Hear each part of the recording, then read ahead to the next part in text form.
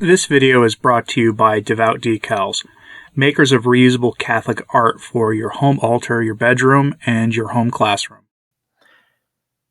Pope Francis has a reputation, and one of the reputations in the public eye he has is that he is the Pope of the poor, that he calls for a poor church. In his rhetoric, he calls for a poor church, a church of the poor, where not so much emphasis on gold and finery. One of the things he likes to do is critique traditional priests for being too outwardly into the trappings. Makes fun of Saturnos and cassocks and the rest, the lace that you'll see in the more ornate vestments a priest is expected to wear at the Mass. A lot of that, I suspect, is why he has animosity towards the traditional Latin Mass, even though all reports are right now is that he just doesn't care about the Latin Mass issue, that he leaves that to the people who are more interested, who work for him. But this Church of the Poor stuff is a facade. And you could see that through the investment news that's happened from the Vatican, where he has authorized the Vatican to invest money in the London real estate market again. It came in the news that he cut, starting November 1st, the salaries of the cardinals of the Roman Curia by a certain amount in an attempt to tighten their belts and purse strings, partially because you as Catholics are not giving the money that you used to Rome.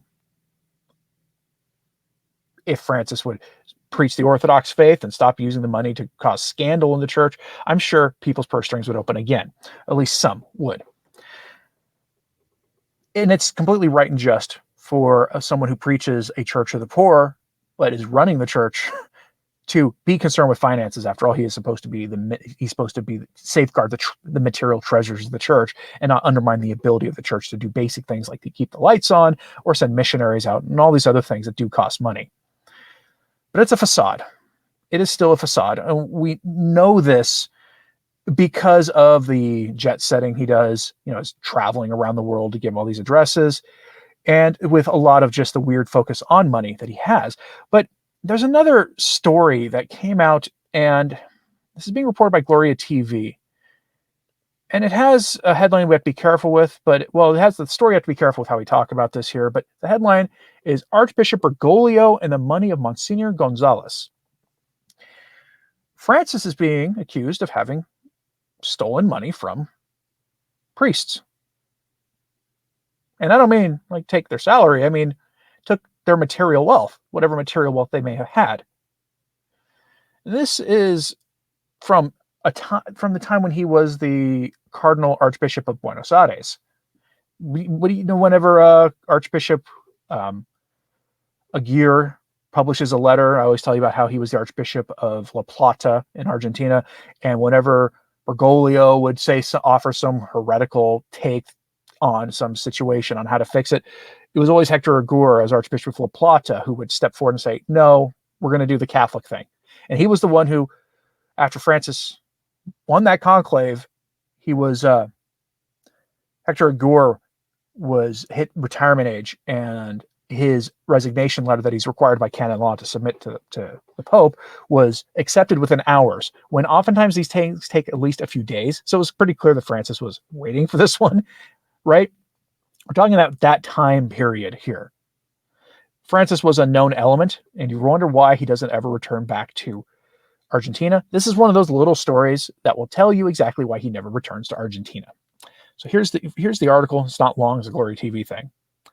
Quote, Bernardino Montejano, a retired notary in Buenos Aires, wrote on October 24th, 2 days ago, about Cardinal Bergoglio's mismanagement of the Archdiocese of Buenos Aires.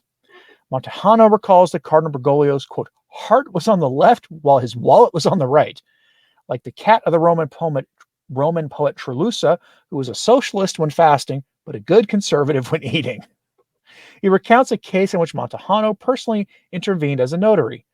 Quote, I swear to God that everything I am saying is true because I was a privileged witness through proximity to an unfortunate event. The protagonist of the story is Monsignor Antonio Gonzalez, parish priest of San Isidro Labrador and founder of the local parish school. When Monsignor Gonzalez was hospitalized with serious health problems, an inspection by Archbishop Bergoglio arrived at the school and ordered the director to open the safe.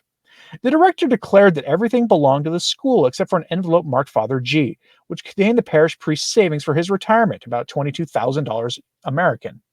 Everything was taken away. As time went by without any news, Monsignor Gonzalez, a brother of the priest who knew Bergoglio and was on good terms with him, asked for an audience with Bergoglio to claim his brother's money. He received the following reply from Bergoglio. Look, Matthias, the church has spent a lot on your brother, and what goes in here doesn't come out. At the time, Monsignor Gonzalez was living in an apartment on Avenado San Isidro 4200, lent to him by a cousin. A consecrated laywoman took care of him in a very precarious way. Montejano gave him $5,000 and took the opportunity to tell him, Monsignor, the church is a mystery. Part of what was stolen by your archbishop is being returned to you through me. His reply was, thank you, I can pay the lady who looks after me until the end of the year. After that, he lived for free in a house helped by his former parishioners. Let's pause here. If this story surprises you, I'm going to remind you that the first person that Francis tried to take the salary from in the Roman Curia was Cardinal Burke. One wonders when hearing this, what this priest said that upset Francis. Did he say something positive about the traditional mass?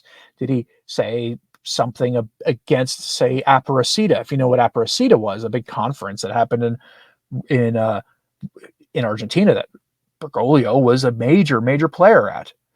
Did he say something against Francis's programs? We don't know. But he comes down like the wrath of God on people, or the wrath of his Father below, more likely. But he comes down like that on anyone who crosses him. He tried to take Cardinal Burke's finances away. He tried to take his apartment away. Cardinal Burke found other ways to pay for things, but he punished Burke by taking his salary. Now, so this should not surprise anybody. The only thing that we're missing is motive, but you're never going to get Francis to admit to this. Here's what ended up happening. Quote, the case with Bergoglio ended up in civil courts where Monsignor Gonzalez demanded the return of the stolen money. Cardinal Bergoglio lost the case. Montejano calls Francis, quote, the worst pope of modern and contemporary times, adding that, quote, not since Stephen VI and the Synod of the Cadavers, followed by the Century of Iron, has the church experienced such evil. And mostly, quote, that's a hot take if I've ever seen one on a way to describe Francis. Not since Stephen VI. That is, when you're looking up the history of the papacy and you're looking for evidence that there were popes who were heretics, that's usually one of the cases that comes up, is you get this accusation about popes going back all the way to, the 7th, 8th century. And his name is usually one that comes up. There, he's suggesting that Pope Francis is the worst pope in 1,200 years, 1,400 years.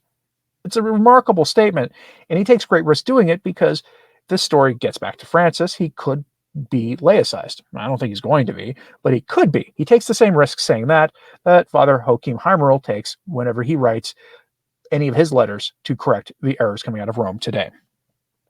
Curious, folks, what do people think about this? Traditional Catholic reminds us, Church of the Poor, Pact of the Catacombs. Yes, that's actually accurate.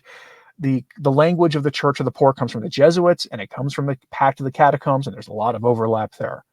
In the waning days of Vatican II, a group of the quote-unquote fathers of Vatican II met in the catacombs underneath Vatican, and they signed a pact, a secretive pact, and had a Holy Mass said, talk about how they're going to push the reforms further and further and further. They wanted, some of the language they wanted was the Church of the Poor.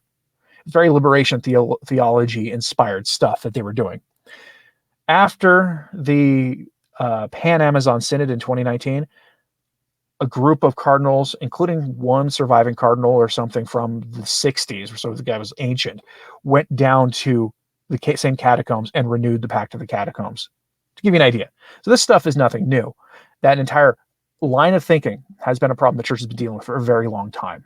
And it explains how things got so far off the rails. Rose Zinkelman says, remember that the late George Neumeyer said Jorge was called a redacted. YouTube does not like that word. In Argentina, by those who knew him, we'll call him, we'll use he was definitely a strong-armed type, we'll say. And yes, he was called that stuff. George Neumeyer did say that about him, yes. So any final thoughts on this? Let me know in the comments, please. If you haven't, then hit like and subscribe. It does greatly help.